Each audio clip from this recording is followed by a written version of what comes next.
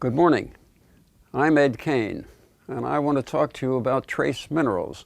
We know that they can influence toxic heavy metals like mercury and lead to get out of our body.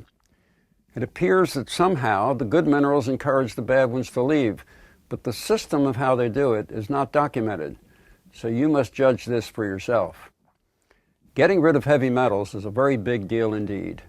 Heavy metals like mercury, lead, arsenic, antimony, even aluminum are used everywhere in industry, in instrumentation and manufacturing, including dental fillings in our teeth, in our cars, homes, even in our kitchens. Try finding a home without stainless cookware, which contains nickel. Finding a way to control those toxic bad actors is definitely a big deal. There are a large number of studies on the effects that minerals have on each other. It appears that too much of one directly affects the other. They actually compete, and that's a scientific reality.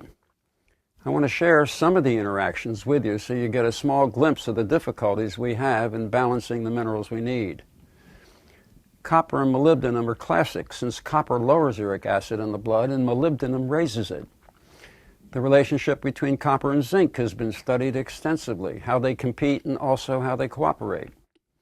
A study showed that low magnesium can lower selenium, but low magnesium will also raise manganese in the bone, liver, and the kidneys. When iron stores are depleted in the body, the intestinal absorption of cadmium rises. A high intake of zinc lowers magnesium, however, high zinc did not lower copper. High iron lowers both copper and zinc, and the list of interactions literally goes on and on and on. Manganese and zinc affects the growth of plants differently. There's research done that show plants with high manganese have thicker stems, branches, and leaves, and the plants are shorter. High zinc is the opposite. The branches and leaves are thinner and longer, and the plant is taller. There seems to be a war of the minerals going on inside all animal metabolism, which somehow gets sorted out and no one has a clue as to how. Dentists are deeply concerned about their health after years of using amalgam. Amalgam is 50% mercury with silver, tin, and copper. It is first molded into an appropriate size and then pressed into the filling. After it sets, it is ground to fit. Repeat, ground to fit. The dentist does the whole procedure. Now, both the dentist and the patient have the privilege of the exposure to mercury. Mercury is highly toxic. Dr. D in Florida was deeply concerned after 25 years of practicing dentistry. He tried to get rid of the mercury he had accumulated by using a procedure of injecting a chelating substance. This is often the treatment to pull out heavy metals like lead. Chelating the mercury, chemically grabbing hold of it and expelling it through the kidneys into the urine, that's the idea. But Dr. D could not record any release of mercury in his urine, and he did the procedure a number of times. A colleague told Dr. D about our liquid trace minerals, and he called me. I explained our BodyBio mineral testing, which is the only safe way that we know to raise the mineral concentration in the body. It's a taste testing procedure any person can do by themselves. In fact, there's no other way to do it because you have to taste each one and then make a decision.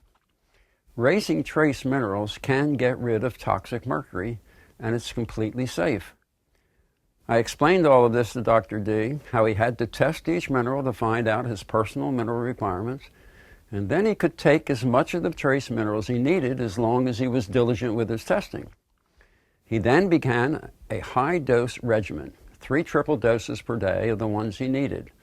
And that was 3 triples every day, along with retesting weekly to make sure he didn't get any minerals his body didn't want. After 3 months, Dr. D did another medical chelation challenge, and when he got back his urine test results, he called. He was so excited, he shouted over the phone saying that the mercury just poured out of him.